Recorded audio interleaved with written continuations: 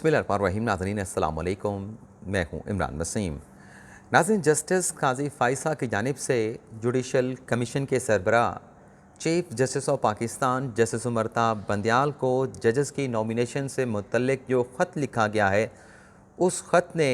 हुकूमत को क्यों परेशानी में मुब्तला कर दिया है, ये क्या मामला है, ये डिटेल और इसके अलावा लाहौर में आसमा जहांगीर कॉन्फ्रेंस से खिताब करते हुए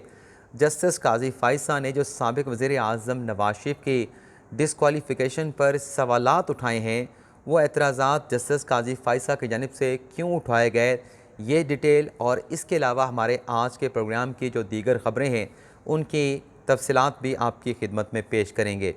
लेकिन प्रोग्राम का बाकायदा आगाज़ करने से पहले मैं दो बातें आप नाज़रीन के साथ करना चाहूँगा। एक तो आप दोस्तों में से कुछ की जानिब से ये सवाल किया गया कि जो पाकिस्तान को फेटफ की ग्रे लिस्ट से निकाल के वाइट लिस्ट में शामिल किया गया है, इस इक़दाम से इंटरनेशनल मार्केट में पाकिस्तान को माशी तौर पे किस किस्म के फ़वाइद हासिल होंगे और इसका क्रेडिट किसको जाता है जो पाकिस्तान को ग्रे लिस्ट से निकाल के फेटफ की वाइट लिस्ट में शामिल किया गया है। तो एक तो आप दोस्तों के इन सवालों का सबसे पहले जवाब देंगे और फिर हम बात करेंगे जो पुलिस की जानिब से एक सिटिंग जो है वो रुकने असम्बली के साथ एक गैर इंसानी नारवा किस्म का सलूक किया गया, वो क्या मामला है, उस पर भी आप नाज़रीन के साथ मुख्तसर सी गुफ्तगू करेंगे। तो सबसे पहले जिन दोस्तों ने सवाल पूछा था कि वाइट लिस्ट में शामिल होने से, फेटफ की वाइट लिस्ट में शामिल होने से पाकिस्तान को किस किस्म के माशी फ़वाइद हासिल होंगे, तो मैंने कुछ पॉइंट्स निकाले हैं, वो आप नाज़रीन के साथ हम शेयर कर लेते हैं।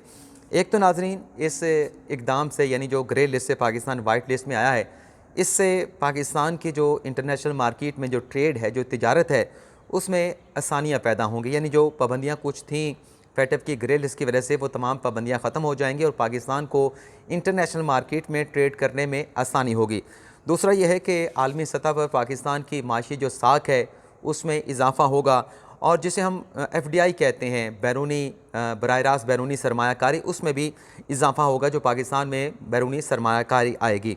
और जो ज़र मुबादला के ज़ख़ायर हैं, वाइट लिस्ट में आने के बाद ज़र मुबादला के ज़ख़ायर में बेहतरी का जो इम्कान है वो भी ज़ाहिर किया जा रहा है। ज़ाहिर सी बात है कि जब आप ट्रेड करेंगे तो बाहर से डॉलर आएंगे और जब आपकी माशी साख में इजाफ़ा होगा तो बराह रास्त जो सरमायाकारी है वो भी पाकिस्तान में आएगी, तो इससे जो ज़र मुबादला के ज़ख़ायर हैं उसमें भी बेहतरी का जो है वो इम्कान ज़ाहिर किया जा रहा है। और पाँचवा उसमें यह होगा कि अगर पाकिस्तान आलमी मार्केट में अपने बॉन्ड जो है फ़रोख्त करना चाहता है तो पाकिस्तान इंटरनेशनल मार्केट में अपने बॉन्ड जो है वो भी जारी कर सकेगा। और छठा नुक्ता यह है कि आलमी मालियाती इदारों से अगर पाकिस्तान को कर्ज़ चाहिए होगा, उस कर्ज़ के हसूल में भी पाकिस्तान में जो है इस इक़दाम के बाद जो है पाकिस्तान को जो है वो आसानी जो है वो महसूस होगी, यानी आसानियाँ पैदा होंगी। अब क्रेडिट किसको जाता है, कल भी मैंने इस बात को वाज़ेह किया था कि इमरान खान साहब के दौरे हुकूमत में भी बहुत ज़्यादा इक़दाम किए गए, जो 34 पॉइंट दिए गए थे, उन तमाम पॉइंट्स पर तकरीबन जो है इमरान खान साहब के दौरे हुकूमत में अमल दरामद हो चुका था। लेकिन मौजूदा हुकूमत के आने के बाद भी उस मामले को उसी पेस के साथ लेके चला गया, बल्कि ज़्यादा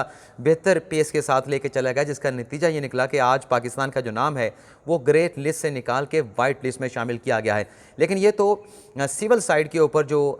कोशिशें की गई सिविल हुकूमतों की तरफ से, इमरान खान साहब की हुकूमत की तरफ से, शहबाज शरीफ की हुकूमत की तरफ से, लेकिन इसमें जो सबसे ज़्यादा क्रेडिट जाता है वो ये है कि फेटफ की ग्रे लिस्ट से नाम निकालने के लिए फ़ौज की तरफ से army chief general Qamar Javed Bajwa साहब की जानिब से बहुत ज़्यादा कोशिशें की गई और इसी वजह से जो इस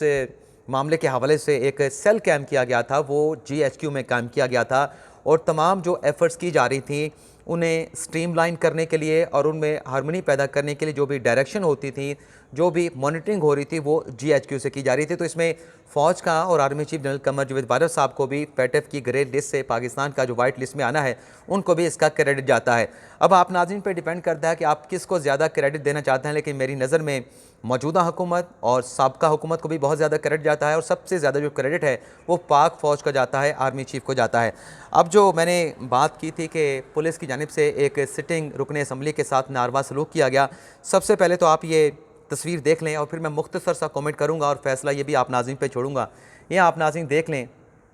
ये पीटीआई के रुकन असम्बली हैं खैबर पख्तूनख्वा से सालिह मोहम्मद, जिन्हें कल इलेक्शन कमीशन के बाहर से गिरफ़्तार किया गया था। इनके गार्ड्स ने फायरिंग की थी, जो इमरान खान साहब के ख़िलाफ़ फैसला आया था, उन्हें डिस्क्वालीफाई कर दिया गया था। लेकिन इसमें जो गैर इंसानी सलूक वाली बात है, जो नारवा सलूक वाली बात है कि ये एक हल्के के नुमाइंदा हैं, एक हल्के के मुंतखब रुकन असम्बली हैं। अगर कोई आदि मुजरम हो, मतलब जिसका कोई एक रिकॉर्ड हो क्रिमिनल का, उसके ख़िलाफ़ तो पुलिस अगर इस किस्म का सलूक करें तो चलें उसको डाइजेस्ट किया जा सकता है कि उससे उसकी इस किस्म की तस्वीर बना के आप सोशल मीडिया के ऊपर जो है वो पब्लिक कर सकते हैं, जारी कर सकते हैं। लेकिन ये तो एक सिटिंग एमएनए है, एक एमपी है, इसने तो कोई फायरिंग नहीं की थी। और क्या फायरिंग, ये तहकीक मुकम्मल हो चुकी है, ये इंक्वायरी की जा चुकी है कि वो जो गार्ड्स ने फायरिंग की थी वो इसकी इमां के ऊपर की थी, इसके कहने के ऊपर की थी। लेकिन अगर चंद लम्हे के लिए इस बात को मान भी लिया जाए तो क्या ये तस्वीर जो इस्लामाबाद पुलिस ने शेयर की है, इससे जो पार्लियामेंट की तौकीर है, जो एक रुकन असम्बली की डिग्निटी होती है, इज़्ज़त होती है, तकरीम होती है, क्या उसमें इजाफा हुआ है? क्या आइन की बालादस्ती हुई है, कानून की हुक्मरानी हुई है? अगर इन्होंने कोई जुर्म किया है तो आप इनके खिलाफ कानून के मुताबिक कार्रवाई करें। लेकिन इस किस्म की जो तस्वीर जारी की गई, ये पहली मरतबा मैंने देखी है कि किसी रुकन असम्बली की इस किस्म की तस्वीर जो है, जो FIR उसके खिलाफ काटी गई है, उसका इंदराज करके एक स्लेट के ऊपर जो है, एक पेज के ऊपर वो करके और फिर उसमें एक रस्सी डाल के जो है आपकी गर्दन में लहरा दी जाए। तो ये क्रिमिनल के साथ तो आप ऐसा कर सकते हैं, लेकिन अवाम के किसी मुंतखब नुमाइंदे के साथ, चाहे उसका ताल्लुक पाकिस्तान तहरीक-ए-इंसाफ के साथ हो, ये तजलील है, इसे तजलील ही कहा जाएगा। अब आ जाते हैं जो अगली हमारी खबरें हैं। कितना वक्त हो चुका है? 5 मिनट हो चुका है, तो कोशिश करेंगे जल्द अज जल्द मुकम्मल करें। एक तो नाज़रीन ये डेवलपमेंट होगी जो इस रुकन असम्बली के साथ नारवा सलूक पुलिस ने किया है, उसके साथ साथ कल जो तोशा खाने के फैसले के बाद हमने जलाओ घराव देखा, PTI के अरकान की जानिब से एहतजाज किया गया, तसादम के वाक़यात भी हमने देखे, उस पर भी इस्लामाबाद पुलिस ने I-9 थाना में PTI के 7 रहनुमाओं के खिलाफ जो है दहशतगर्दी का मुकदमा दर्ज किया, जिसमें आमिर कियानी साहब हैं, फैसल जावेद साहब हैं, फासिक कयूम साहब हैं, राशिद हफीज़ और PTI के दीगर अरकान शामिल हैं। तो PTI से जुड़ी एक और ख़बर भी आपके साथ शेयर कर लें, और ख़बर यह है कि कल जो आज़म सवाती की ज़मानत को एक्सेप्ट किया गया था, लेकिन कल ये एहतजाज की वजह से, रास्तों की बंदिश की वजह से जो रोबकार थे आज़म सवाती की ज़मानत के, वो अडयाला जेल नहीं पहुंच सके थे, तो उनकी रिहाई मुमकिन ना हो पाई थी। तो आज उनकी ज़मानत का जो रोबकार था वो अडयाला जेल जैसे पहुंचा, तो अडयाला जेल की इंतज़ामिया की जानिब से आज़म सवाती को जो है वो रिहा कर दिया गया है। अगली खबर भी तोशा खाना के फैसले से मुतल्लिक है। इलेक्शन कमीशन के तर्जुमान की जानिब से एक अलामिया जारी किया गया, जिसमें यह कहा गया कि जो सोशल मीडिया पर चीफ इलेक्शन कमीशन का एक अकाउंट चल रहा है, जिससे मुख्तलिफ ट्वीट्स की जा रही हैं, वो दरअसल फेक अकाउंट है। चीफ इलेक्शन कमिश्नर तर्जमान इलेक्शन कमीशन ने कहा है कि उनका कोई सोशल मीडिया का अकाउंट नहीं है, और जो उनके नाम से मंसूब अकाउंट है उसके ज़रिए जो ट्वीट्स की जा रही हैं, जो पोस्ट की जा रही हैं, वो इस किस्म की फ़ेक अकाउंट से पोस्ट करके प्रोपेगेंडा जो है वो करने की कोशिश की जा रही है। तो गलबन एक तो तर्जुमान ने स्टेटमेंट जारी किया, और साथ में ये भी खबरें सामने आ रही हैं कि FIA को भी इन अकाउंट्स को रिपोर्ट कर दिया गया है, और ज़िम्मेदारान के खिलाफ जिन्होंने ये फेक अकाउंट्स बनाए हैं उनके खिलाफ कार्रवाई करने का भी जो है वो इलेक्शन कमीशन की जानिब से कह दिया गया है। अब आ जाते हैं कि जस्टिस काजी फायसा के ख़त लिखने पर हुकूमत क्यों परेशान है, और इस मामले का साबिक़ वज़ीर आज़म इमरान खान के साथ क्या ताल्लुक़ है। लेकिन इस पर भी आने से पहले, ये तफसीलात आप नाज़रीन की खिदमत में पेश करने से पहले, जो जजेस की नॉमिनेशंस हुई हैं, जो 4 जज नॉमिनेट किए हैं, और पीर के रोज़ 24 अक्टूबर को जुडिशल कमीशन का इजलास होने जा रहा है, तो इस इजलास के हवाले से पाकिस्तान बार कौंसिल और सुप्रीम कोर्ट बार एसोसिएशन की जानिब से एक मुश्तरका अलामिया जारी किया गया है। उस अलामिया में नाजरीन जो चीफ जस्टिस अख्तर मिल्ला की नॉमिनेशन है सुप्रीम कोर्ट में एलिवेशन के हवाले से, उसका तो खैर मकदम किया गया है, उसको वेलकम किया गया है। लेकिन जो लाहौर हाई कोर्ट के जज हैं शाहिद वहीद साहब, और उसके साथ साथ जो सिंध हाई कोर्ट के 2 जज हैं रिजवी साहब और उसके साथ साथ शफी सदीकी साहब, उनकी नॉमिनेशन के ऊपर इस मुश्तरका इलामे में सवालात उठाए गए हैं, तशवीश का इजहार किया गया है। और इलामे में ये कहा गया है कि ये जो लाहौर हाई कोर्ट और सिंध हाई कोर्ट से जिन जजेस को नॉमिनेट किया गया है, 28 जुलाई को जो जुडिशल कमीशन का गुज़िश्ता इजलास हुआ था, उसमें नाम पेश हुए थे, इन नामों पे इत्तफाक़ राय नहीं हो पाया था, ये नाम रिजेक्ट हो गए थे। तो फिर ये दोबारा नाम जो है क्यों प्रपोज़ किया गया, और दोबारा नाम प्रपोज़ करने से जो हाई कोर्ट्स के, जिन हाई कोर्ट से ये नाम प्रपोज़ हुए हैं, उन जजेस में मायूसी फैली है, उन जजेस का जो मोरल है वो डाउन हुआ है। और जो एक प्रिंसिपल स्टांस है पाकिस्तान बार काउंसिल का और सुप्रीम कोर्ट बार का, कि सुप्रीम कोर्ट में सीनियरिटी की बुनियाद पर तैनातियाँ होनी चाहिए। अगर पिक एंड चूज़ किया गया और सीनियरिटी के असूल को नज़रअंदाज किया गया, तो वकला बरादरी जो है मुल्क भर में इस इक़दाम के ऊपर, इस वायलेशन यानी सिनाटी के असूल की खिलाफ वर्जी के ऊपर मुल्क भर में मुज़ाहमत करेगी। तो ये एलामिया जारी किया गया है। अब आ जाते हैं कि जो जस्टिस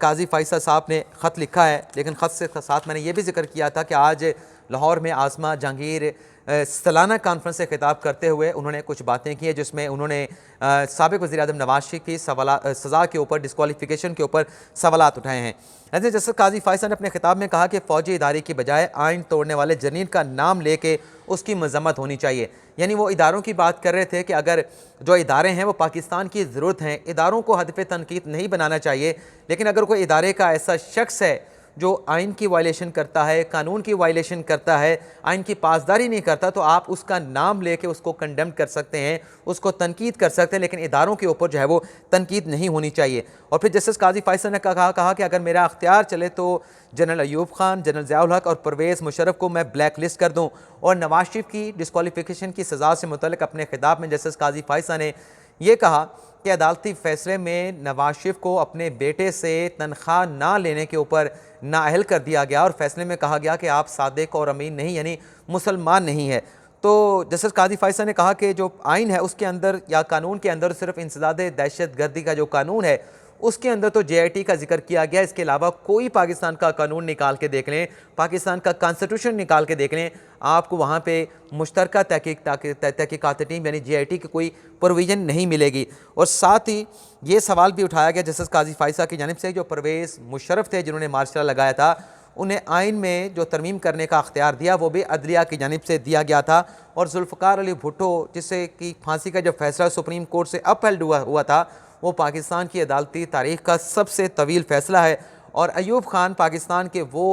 आर्मी चीफ़ थे जिन्होंने आर्मी चीफ़ बनने से पहले, उनसे पहले जो आर्मी चीफ़ थे उनसे प्लॉट मांगा था, लेकिन प्लॉट ना मिलने के ऊपर उस आर्मी चीफ़ को हटा दिया गया और पाकिस्तान में प्लाटों की सियासत का जो आगाज़ है वो जनरल अयूब खान की जानिब से किया गया था, जो उन्होंने अपने आर्मी चीफ़ से फ़ौज के अफसरान के लिए प्लाटों की जो है ख्वाहिश का इजहार किया था। अब आ जाते हैं कि ख़त के ऊपर जो जस्टिस काजी फ़ाइसा ने लिखा है उस पर हुकूमत क्यों परेशान है, उसका साबिक़ वज़ीर-ए-आज़म इमरान खान के साथ क्या ताल्लुक़ है।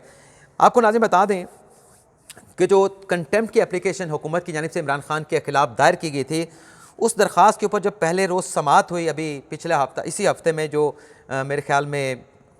मंगल के रोज़ हुई है या बुध के रोज़ हुई है, बल्कि जुमेरात के रोज़ हुई है, तो उसमें जब समाअत का आगाज़ होने जा रहा था तो मैंने अटॉर्नी जनरल से एक बात पूछी कि ये बताएं कि क्या सुप्रीम कोर्ट में जजेस की तैनातियों के लिए कोई जुडिशल कमीशन का इजलास बुलाया गया है, जजेस की नॉमिनेशन हुई हैं। तो अटॉर्नी जनरल ने कहा कि ऐसी कोई नॉमिनेशन नहीं हुई, ना ही कोई जुडिशल कमीशन का इजलास बुलाया गया है, बल्कि उन्होंने कहा कि दुआ करें कि जुडिशल कमीशन का इजलास बुलाया जाए ताकि सुप्रीम कोर्ट में जो जजेस की 17 की तादाद है वो स्ट्रेंथ जो है वो मुकम्मल हो सके। इसके बाद इमरान खान के खिलाफ तौहीन अदालत केस की कार्रवाई हुई,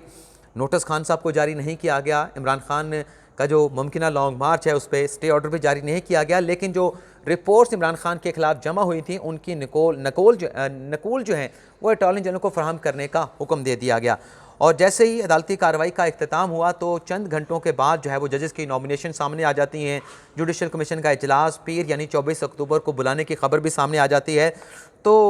इसमें जो चीज़ मैं आपके साथ शेयर करने जा रहा हूँ वो ये है कि जो नॉमिनेशंस हुई जजेस की, उसमें 3 जजेस ऐसे हैं जिसका सुप्रीम कोर्ट और पाकिस्तान बार काउंसिल के एलामे में भी जिक्र किया गया कि 3 जजेस ऐसे हैं जिनकी नॉमिनेशन जो है 28 जुलाई के गुज़िश्ता इजलास में इत्तफाक़ राय से उनकी अप्रूवल ना हो सकी थी। अब उसमें जब वो अप्रूवल नहीं हुई थी लाहौर हाई कोर्ट के जज की, सिंध हाई कोर्ट के जज की, तो उसके बाद जो सुप्रीम कोर्ट में जुडिशल ईयर के आगाज़ के हवाले से एक तकरीब का आगाज़ हुआ था, इसमें चीफ साहब ने खिताब करते हुए कहा था कि जो पंजाब की वज़ारत आला का इलेक्शन हुआ और उसमें जो सुप्रीम कोर्ट ने फैसला दिया, उस फैसले का जो रिएक्शन है जुडिशल कमीशन के 28 जुलाई के इजलास में भी वो रिएक्शन महसूस किया गया कि पहली मरतबा हुकूमत की जानिब से जजेस की नॉमिनेशन की मुखालफत की गई। उस बयान के बाद आज भी जो सूरत हाल है वो वैसी नज़र आती है। एक तरफ जो है वो नॉमिनेशन सामने आ चुकी हैं, जुडिशल कमीशन का इजलास बुलाया जा चुका है, और दूसरी तरफ हुकूमत जो इमरान खान के खिलाफ कंटेम्प्ट की दरख्वास्त जो है वो सुप्रीम कोर्ट में दायर कर चुकी है। तो हुकूमत को खदशा ये लाहक है, हुकूमत इस खौफ में मुब्तला नज़र आती है कि अगर इन नॉमिनेशन की वो एक मरतबा फिर मुखालफत करते हैं जैसे कि पहले की गई थी, यही जजेस पहले नॉमिनेट किए गए थे, अब की मरतबा अगर हम मुखालफत करते हैं तो ख़दशा हुकूमत को ये है, जो वो महसूस कर रहे हैं कि क्या उस हमारे फ़ैसले के, अगर हम इन नॉमिनेशन की मुखालफत करते हैं, उसके असरात जो इमरान खान के ख़िलाफ़ कंटेम्प्ट का केस है, कहीं उसके ऊपर तो महसूस नहीं किए जाएंगे। और फिर हुकूमत इस हवाले से भी शशोपंज का शिकार है, यानी तज़ब्ज़ुब का शिकार है कि क्या फ़ैसला किया जाए। क्या जिस जजेस को हमने पिछली मरतबा अप्रूव नहीं किया था, तो अगर इस अब की मरतबा उन्हें अप्रूव करना है तो अप्रूव करेंगे, तो जो हमें क्रिटिसाइज़ किया जाएगा सोशल मीडिया पर या लीगल फ्रेटर्निटी में या मुतलका स्टेक होल्डर्स के हलकों के अंदर, तो उसका जवाब कैसे देना है। तो हुकूमत इस तमाम मामलात को लेकर जो है वो तज़ब्ज़ुब का शिकार और परेशानी में मुब्तला दिखाई देती है। तो ये नाज़रीन, आज का हमारा व्लॉग। आपसे इजाज़त चाहने से पहले आपको ये भी बता दें कि आज अभी जब मैं प्रोग्राम रिकॉर्ड कर रहा हूँ, खान साहब ने एक प्रेस कॉन्फ्रेंस करनी है। नाअहली के बाद खान साहब की ये प्रेस कॉन्फ्रेंस पहली प्रेस कॉन्फ्रेंस होगी और 10 बजे खान साहब ने एक खातून एंकर को इंटरव्यू भी देना है। उससे अगर कोई ख़बर बनी, कोई व्लॉग बना, तो वो भी आप नाज़रीन के साथ हम ज़रूर शेयर करेंगे। इजाज़त चाहते हैं। अल्लाह ताला हम सब का हामी नासिर, अपनी ढेर सारी दुआओं में याद रखिएगा। अल्लाह हाफ़िज़।